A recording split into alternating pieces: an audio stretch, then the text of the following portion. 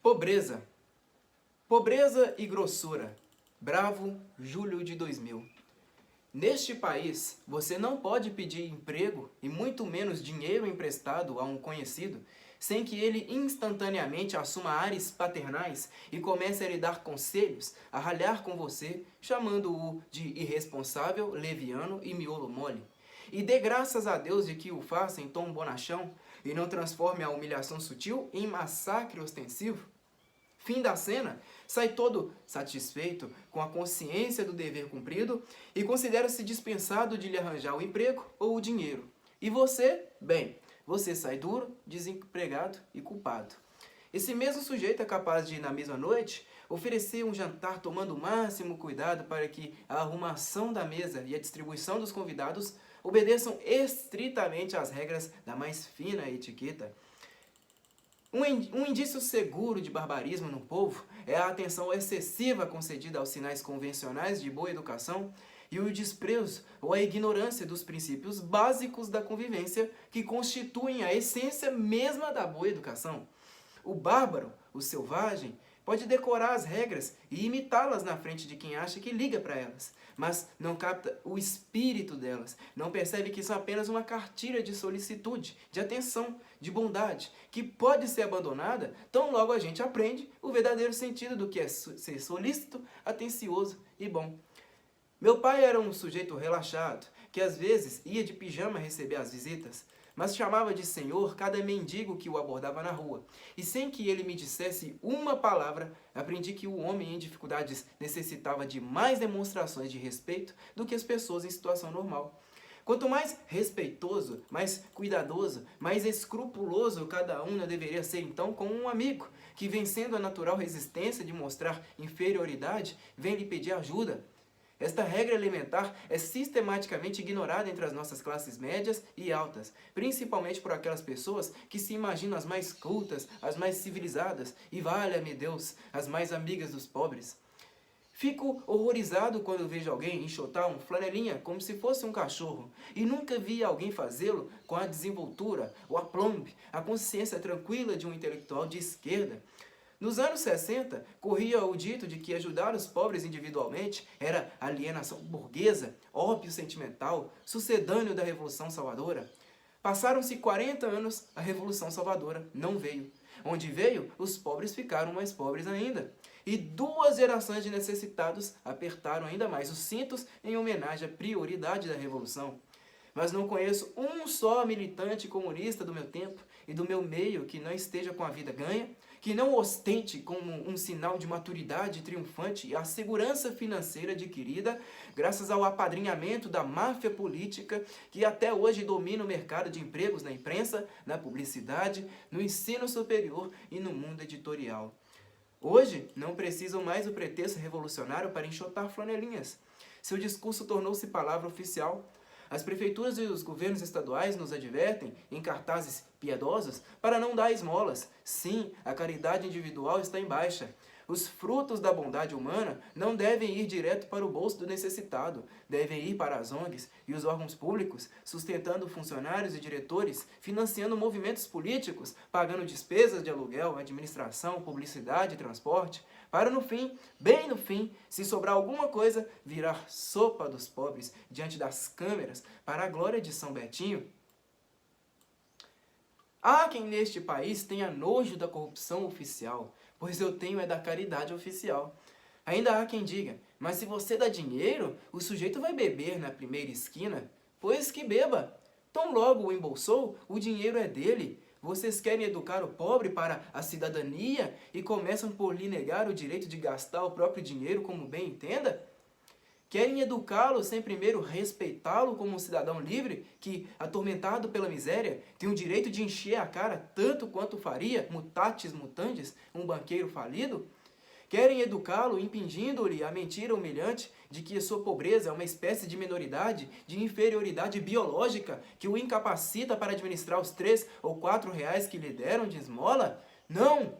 Se querem educá-lo, comecem pelo mais óbvio. Sejam educados. Digam, senhor, senhora, perguntem onde mora, se o dinheiro que lhes deram basta para chegar lá, Se precisa de um sanduíche, de um remédio, de uma amizade, façam isso todos os dias. E em 3 meses verão esse homem, essa mulher, erguer-se da condição miserável, endireitar a espinha, lutar por um emprego, vencer. Na verdade, a barreira que impede o acesso dos pobres e mendicantes brasileiros a uma vida melhor é menos econômica que social. Façam um teste. Quanto custa um frango assado com farofa? R$ 5 no máximo, em geral menos. Quer dizer que um mendigo, pedindo esmola em qualquer das grandes capitais do Brasil, pode comer pelo menos um frango por dia, se não 2, e ainda lhe sobra o dinheiro da condução. Para você fazer uma ideia de quanto um país onde isso é possível, é um país rico e generoso, tente esta comparação. Quando Franklin D. Roosevelt lançou o New Deal, um dos objetivos principais do ambicioso plano econômico foi assim anunciado pelo rádio: assegurar que cada família deste país tenha em sua mesa um frango por semana. Ouviram bem? Um frango por semana para 4 ou 5 pessoas. Na época, pareceu um ideal quase utópico. Pois bem, estamos numa terra onde velhas desamparadas que se arrastam pelas ruas comem um frango por dia, onde os meninos de rua pedem esmola em frente ao McDonald's para completar o preço de um Big Mac com fritas de 3 em 3 horas, onde os bebês famintos exibidos pelas mães em prantos usam fraldas descartáveis, onde as casas dos bairros miseráveis têm antenas parabólicas e os catadores de lixo se comunicam com seus sócios por telefones celulares. Em contrapartida, façam outro teste. Peguem um sujeito sujo e esfarrapado, encham-no de dinheiro e façam-no entrar numa loja de roupas. Não digo uma loja elegante, mas qualquer uma, para comprar um terno. Será enxotado. E se gritar, eu tenho dinheiro, vai terminar na polícia, com o holofote na cara, tendo de se explicar muito bem explicadinho, isto se não for obrigado a escorregar algum para a mão do sargento. O mesmo pobre que pode comer um frango por dia, tem de comê-lo na calçada, com os cães, porque sem acesso aos lugares reservados aos seres humanos. Está certo que você, gerente do restaurante, fique constrangido de botar um sujeito estrupiado e fedido no meio dos clientes distintos, mas não vê que mandá-lo comer na rua é mais falta de educação ainda? Pelo menos dê-lhe de comer num cantinho discreto, converse com ele sobre as dificuldades da vida, ofereça-lhe uma camisa, uma calça. Seja educado, caramba. Pois se você, que está bem empregado e bem vestido, tem o direito de ser grosso, que primores de polidez pode esperar do pobre? Se um dia, cansado de levar chutes, ele o manda tomar naquele lugar, não se pode dizer que esteja privado do senso das proporções. E não me venha com aquela história de, se eu tratar bem um só mendigo, no dia seguinte haverá uma fila deles na minha porta. Isso pode ser verdade em casos isolados, mas não no cômputo final. Se todos os restaurantes tratarem bem os mendigos, logo haverá mais restaurantes que mendigos. Conte os mendigos e os restaurantes da Avenida Atlântica e diga se não tenho razão. Isto sem que entre no cálculo os bares e padarias. O brasileiro de classe média e alta está virando uma gente estúpida que clama contra a miséria no meio da abundância, porque cada um não quer usar seus recursos para aliviar a desgraça de quem está ao seu alcance. E todos ficam esperando a solução mágica, que num relance mudará o quadro geral. Sofrem de platonismo à outrance, creem na existência de um geral em si, dotado de substância metafísica própria, independente dos casos particulares que o compõem. Por isso é que, quando a propaganda do Collor inventou aquela coisa de não votem em Lula, porque ele vai obrigar cada família de classe alta a adotar um menino de rua, eu me disse a mim mesmo, raios, se isso fosse verdade, eu ficaria satisfeito de votar no Lula. Só acredito em gente ajudar gente, uma por uma, não na mágica platônica das mudanças estruturais, pretexto de revoluções e matanças que resultam sempre em mais pobreza ainda. Na verdade, quem acredita nelas erra até ao dar nome ao problema geral. Quando, revoltados ante a desgraça do povo brasileiro, gritamos fome, algo está falhando na nossa percepção da realidade social. No mais das vezes, o que falta não é comida, não é dinheiro, é as pessoas compreenderem que a pobreza não é um estigma, não é uma desonra. É uma coisa que pode acontecer a qualquer um e da qual ninguém se liberta só com dinheiro, sem o reforço psicológico de um ambiente que o ajude a sentir-se novamente normal e, em suma, um membro da espécie humana. Entre as causas culturais da pobreza, a principal não está nos pobres, está na falta de educação dos outros. Aprendendo com o Dr. Johnson, Diário do Comércio Editorial, 21 de março de 2007. O Dr. Samuel Johnson, escritor maravilhoso e antepassado setecentista dos modernos conservadores, dizia que o teste definitivo de uma civilização está na sua maneira de tratar os pobres.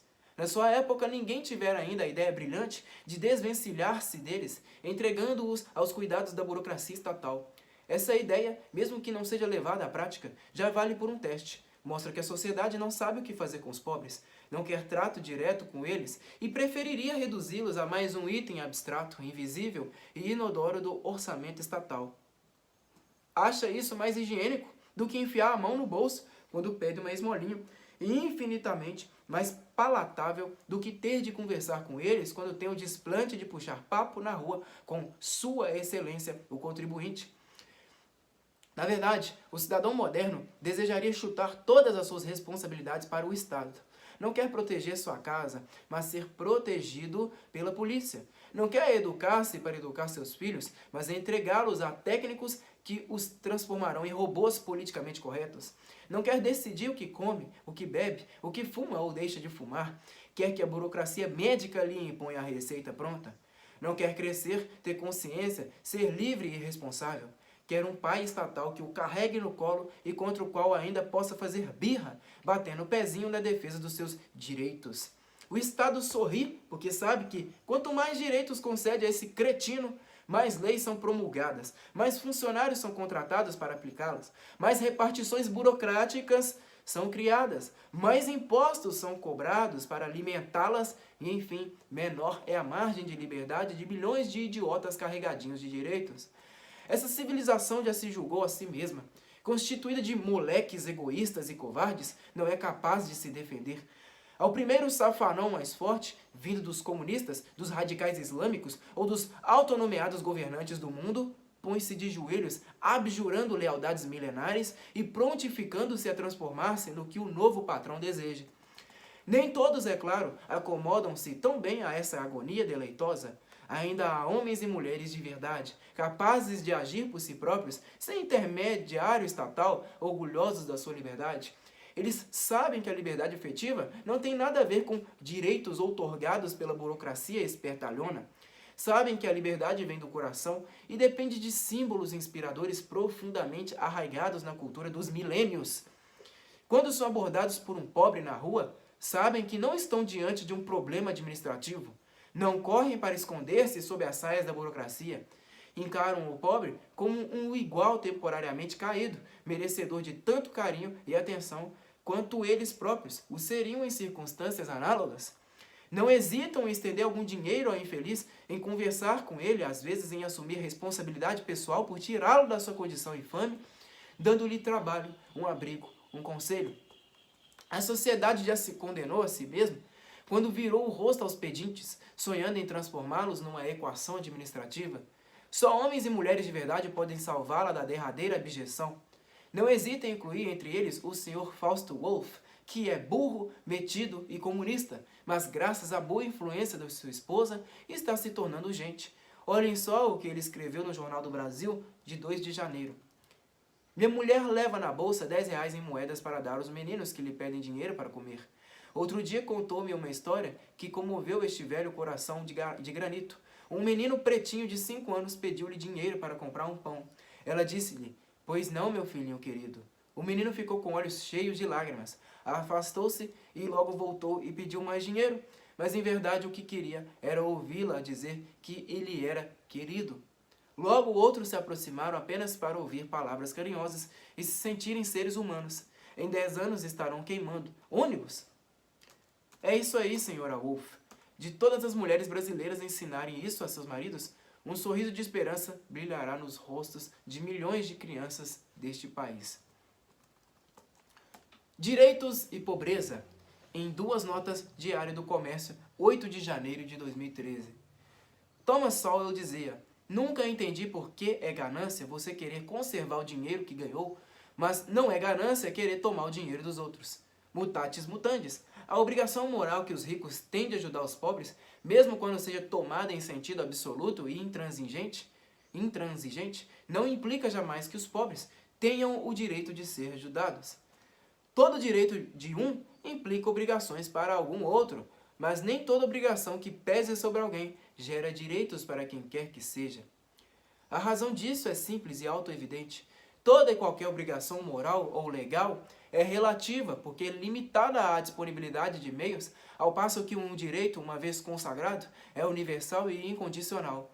Decretado que os pobres têm direito à ajuda estatal ou privada, a simples inexistência dos meios de ajudá-los se torna automaticamente algo como uma ilegalidade ou um crime.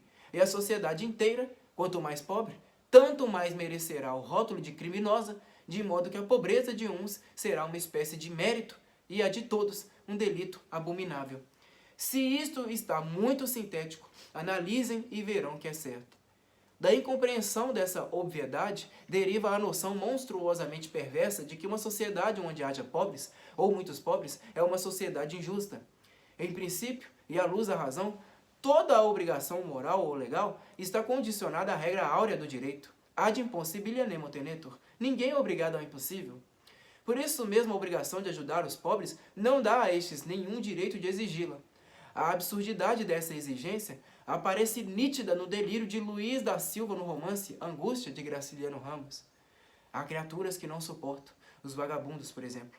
Parece-me que eles cresceram muito e, aproximando-se de mim, não vão gemer peditórios, vão gritar, exigir, tomar-me qualquer coisa.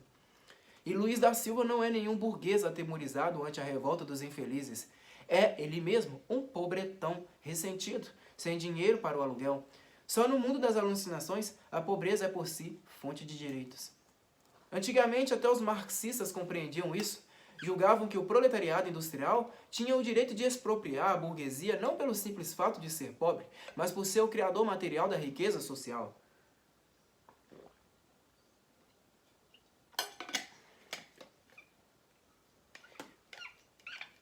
A horda de miseráveis improdutivos, o lumpenproletariado, não lhes merecia senão desprezo. É o óbvio dos óbvios. Ninguém se torna um expoliado pelo simples fato de estar sem dinheiro. Para ser um expoliado é preciso produzir primeiro alguma coisa e depois ser despojado dela injustamente. Como o proletariado se recusou a aderir às revoluções, os teóricos do marxismo promoveram a escória lumpenproletariada ao estatuto de credora universal e portadora, ipso facto, da autoridade intrínseca das virtudes morais faltantes ao resto da sociedade. Daí ao endeusamento dos delinquentes, o passo é bem curto. Da insensibilidade a esses fatos vem a noção de dívida social. Qualquer candidato que propõe a sua eleição como o pagamento de uma dívida social é, com toda a evidência, um charlatão, do qual não se pode esperar nada de bom. Se a dívida existe e é social, não pode ser jamais resgatada mediante pagamento a um só indivíduo. O fato mesmo de que este se apresente como credor simbólico, herdeiro e resumo vivo de várias gerações de interesses lesados, já mostra que se trata de um vigarista, pois nem aceita pagamento simbólico, nem tem como repassar o pagamento efetivo aos credores defuntos de cujo crédito se apropria indevidamente. Todo eleitor, em seu juízo perfeito, deveria pensar nisso antes de votar em tipos como Luiz Inácio Lula da Silva ou Barack Hussein Obama. Mas, tão logo a pobreza se torna fonte de direitos, é inevitável que o carreirista desprovido de méritos próprios se invista de prerrogativas imaginárias derivadas da pobreza alheia, impondo-se como recebedor único da dívida social, um vigarista elevado à segunda potência. Um paralelo entre Eric Voegelin e Lula, em Um Clássico e um Paralelo, O Globo, 7 de junho de 2003. Eric Voegelin foi um dos maiores filósofos do século XX. Sua obra Order and History, em 5 volumes, sintetiza e ordena numa reinterpretação global da história uma vastidão de conhecimentos quase inimaginável, das inscrições egípcias até as últimas novidades do direito, da economia e da linguística. Dá de 10 a 0 em Hegel, Spengler e Toynbee somados. De origem pobre, Voegelin passou fome para estudar. Continuou homem simples, deslocado em ambientes chiques, No auge da glória acadêmica, usava ternos surrados, fumava charutos mata-rato e não tinha a menor classe no consumo de vinhos. Bebia o bom e o ruim, incapaz de distingui-los, caindo de sono vexaminosamente ao fim do primeiro copo. Não raro esquecia-se de cortar as unhas amareladas de fumo. Era, diziam seus confrades, um aristocrata intelectual com gostos proletários. Luiz Inácio Lula da Silva, presidente do maior país da América Latina, nasceu pobre e ao longo de uma carreira de sucessos políticos espetaculares, foi mudando de hábitos. Aprendeu a apreciar bons vinhos, a selecionar os melhores charutos, a aparecer em público de unhas polidas, envergando ternos Armani, idêntico em tudo a um ricaço de nascença. No auge da glória mundana, gaba-se de não saber falar inglês, mas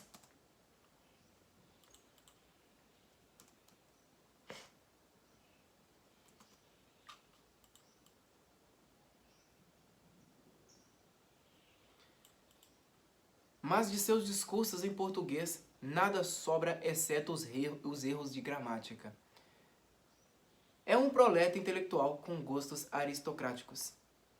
Há muitos estilos de um pé rapado subir na vida. Cada um, à medida que ascende na escala social, vai colhendo os bens que no seu tempo de pobre lhe pareciam os mais desejáveis. E cada um vitorioso tem em torno os admiradores que o merecem.